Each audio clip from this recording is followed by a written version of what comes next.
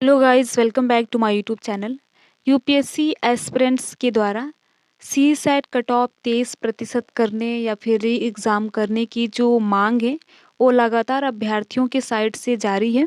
जब से एग्ज़ाम हुआ है हम देखेंगे कि जब से यूपीएससी प्रीलिम्स 2023 का एग्ज़ाम कराया गया है, तब से अभ्यर्थियों की यही मांग है कि जो सी सेट का पेपर था उसका लेवल काफ़ी टफ टफ था, तो आप 23% कट ऑफ कर दीजिए या फिर री एग्ज़ाम करा लीजिए। ऐसी अभ्यर्थियों की मांग है। तो इस वीडियो में हम यूपीएससी सीएससी प्रीलिम्स 2023 के केस के अपडेट्स के बारे में जानेंगे। आप सभी को पता है कि UPSC prelims CSAT cut off 23% करने और री एग्ज़ाम कराने तथा इसके साथ ही साथ मुख्य परीक्षा पर स्टे लगाने की मांग है।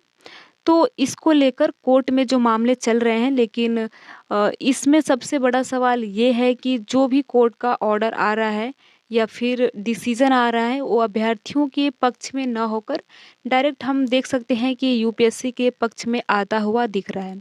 तो इस प्रकार से जितने भी यूपीएससी एस्पिरेंट्स हैं उनके पक्ष में कोई फैसला अभी तक नहीं आया है और इसकी उम्मीद भी बहुत कम है कि कोई फैसला उनके हित में आ भी सकता है। और न ही शासन प्रशासन या यूपीएससी के साइड से कोई फैसला आया है।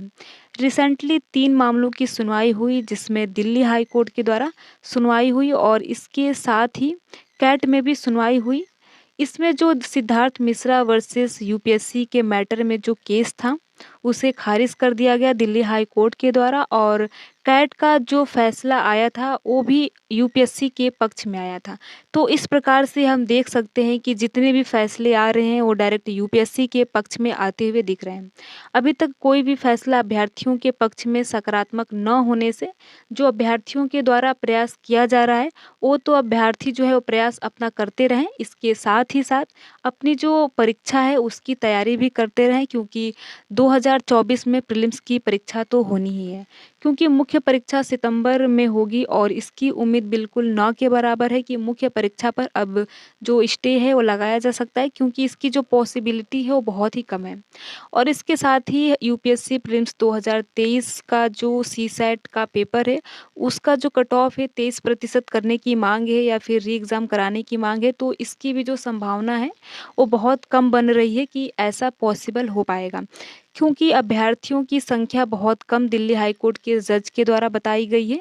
उनके द्वारा बताया गया है कि 15 अभ्यर्थियों के द्वारा केस फाइल किया गया है, तो हम इस हिसाब से जो है केवल 15 स्टूडेंट्स के लिए हम जो है वो एक कमेटी का गठन नहीं कर सकते। इस प्रकार अभ्यर्थियों की संख्या कम बताई गई है और अभ्यर्थियों के पक्ष में कोई फैसला आएगा या फिर उनकी जीत होगी, ऐसी जो है ऐसी होने की उम्मीद बहुत ही कम है। और सितंबर माह में मुख्य परीक्षा होनी है। अभी तक कुछ भी फैसला जो है वो अभ्यर्थियों के पक्ष में आता हुआ नहीं दिख रहा है। तो कुल मिलाकर यही कहना है कि जितने भी यूपीएससी एस्पिरेंट्स हैं, जितने भी लोग हैं जो यूपीएससी का जो है वो प्रोटेस्ट में शामिल हैं, वो सभी अपनी तैयारी को जारी रखें। और एक और मैटर जो जिसकी जो डेट है वो सितंबर में लगी है। इस प्रकार जो है वो 13 सितंबर की डेट लगी है। अब देखना ये होगा कि अगली सुनवाई क्या होगी और अभ्यर्थियों के पक्ष में किस प्रकार फैसला आता है या फिर नहीं आता है। तो आगे यूपीएससी प्रीलिम्स सीसेट केस से संबंधित जो भी जानकारी होगी उसकी सूचना आप सभी को दी जाएगी। जो भी अपडेट्स होगी उसकी सूचना आप सभी को दी जाएगी। अगर ये वीडियो अच्छा लगा हो, इस वीडियो की इन्फॉर्मेशन अच्छी लगी हो, तो इस वीडियो को आप लाइक कर सकते हैं।